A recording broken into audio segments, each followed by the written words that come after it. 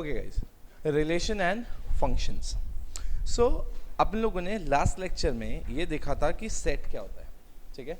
So for example let's take up two different examples. मैंने कहा let's take up a set A which has value from 1 2 and 3.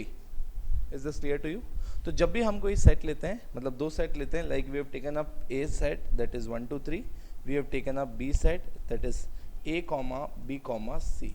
हमने ये दो set लिए. ठीक है. तो अब जब भी मैं रिलेशन की बात करता हूँ तो basically I try to establish a link between these two sets. ठीक है.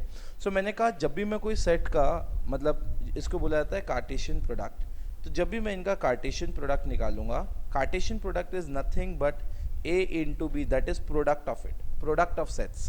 तो जब भी मैं कोई दो प्रोडक्ट का सेट निकालता हूँ और ऐसे when I try to establish a relationship, तो मैंने कहा प्रोडक्ट कैसे निकालूंगा, हर एक जो अवेलेबल एलिमेंट है A का, it will be multiplied or it will be related to, it will establish a link with the element in set B. So the pair will be like this, ordered pair like B, will be like this, 1 comma A, 1 comma B, 1 comma C. ठीक है. Then 2 comma A, 2 comma B, 2 comma C. Then you will have 3 comma A, 3 comma B and 3 comma C.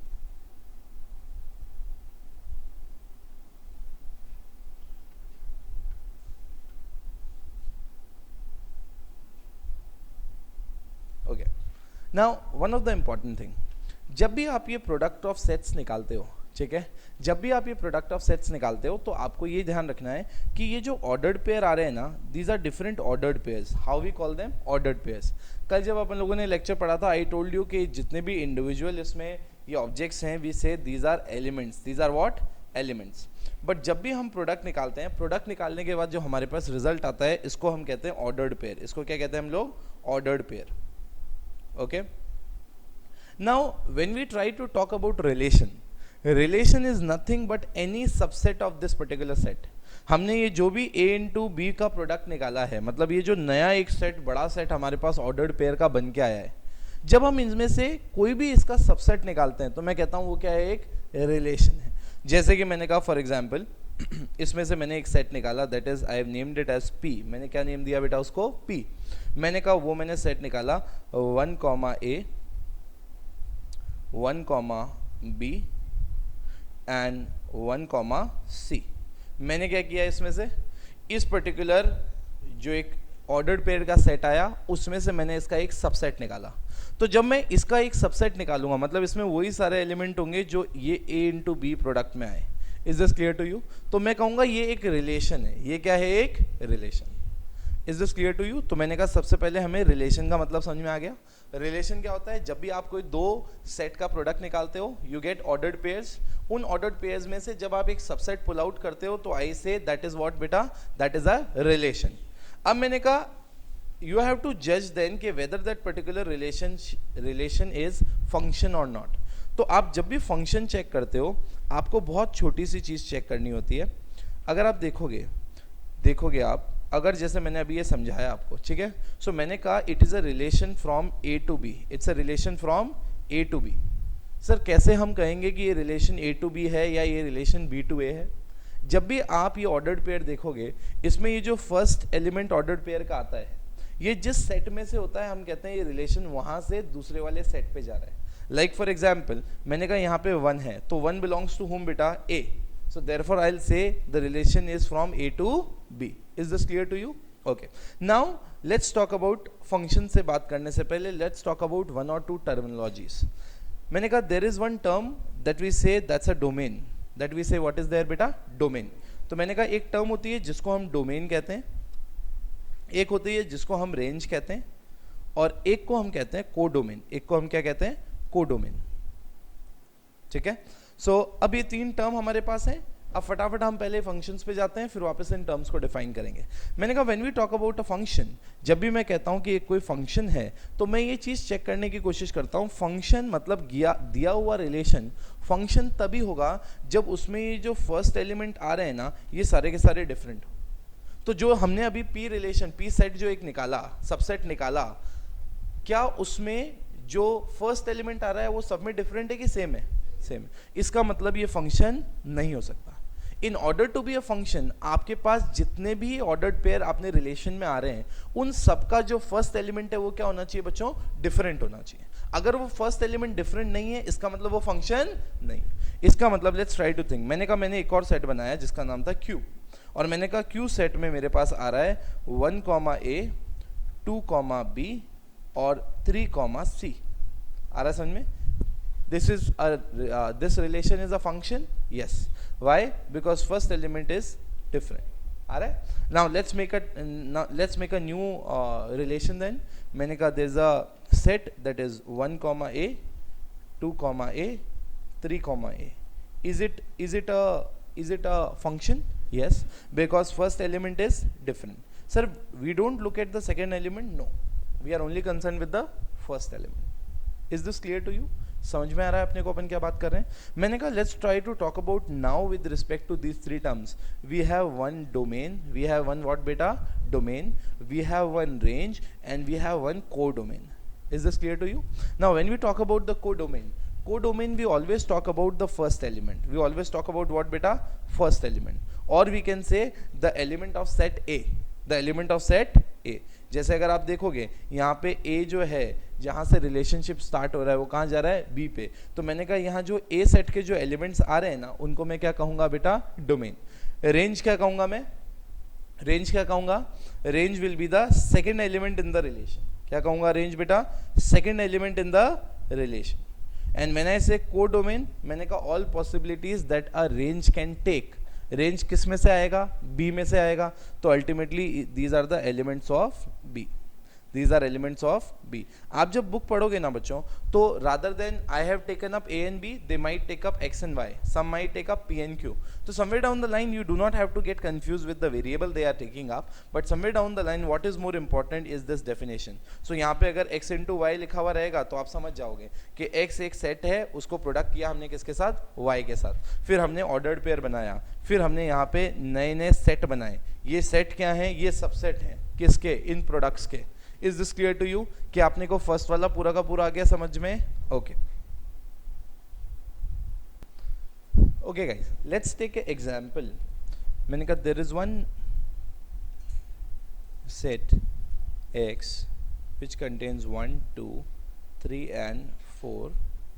okay, there is one set A comma B comma C. ठीक है? Now we are defining a relation from X to Y। कहाँ से कहाँ जा रहा है relation? X to Y। अब for example can I say कि what will be the number when we multiply X into Y।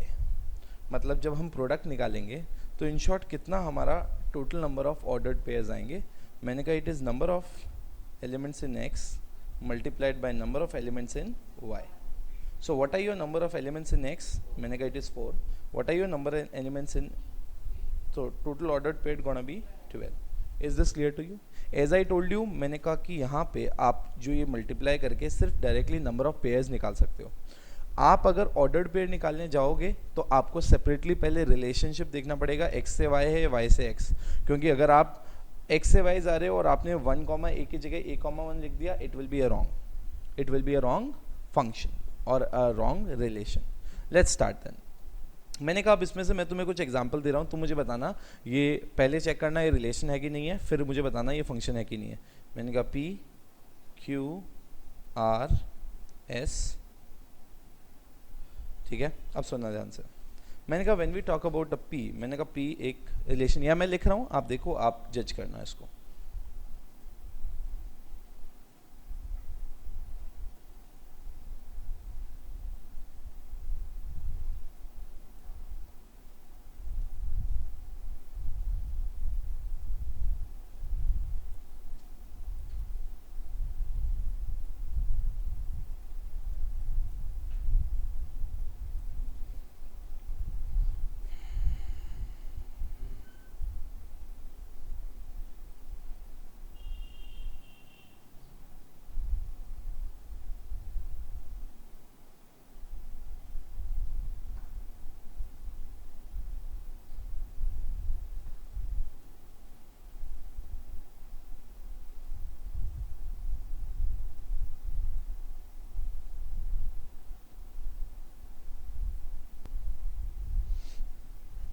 Let's identify in case number 1 when we say P is the set. This is not a relation because we are going from x to y. We are going from x to y. So obviously the first element has to be from set x and the second element should be from the set y. In the given case, if you observe this, so you will see that B is from set y whereas 2 is from set x. So we are not going from y to x. So therefore this will not be a relation. And if it is not a relation, automatically it will not be a function.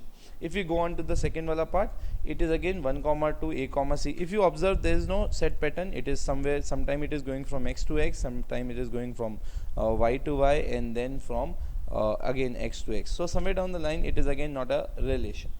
If you look at third wala part, 1 comma a, yes, first element from x, second element from y, first element from x, second element from y, first element from x, second element from y. So ultimately we are going from x to y. So we can say it's a relation, but it is not a function because the domain here 1 is repeated here and here.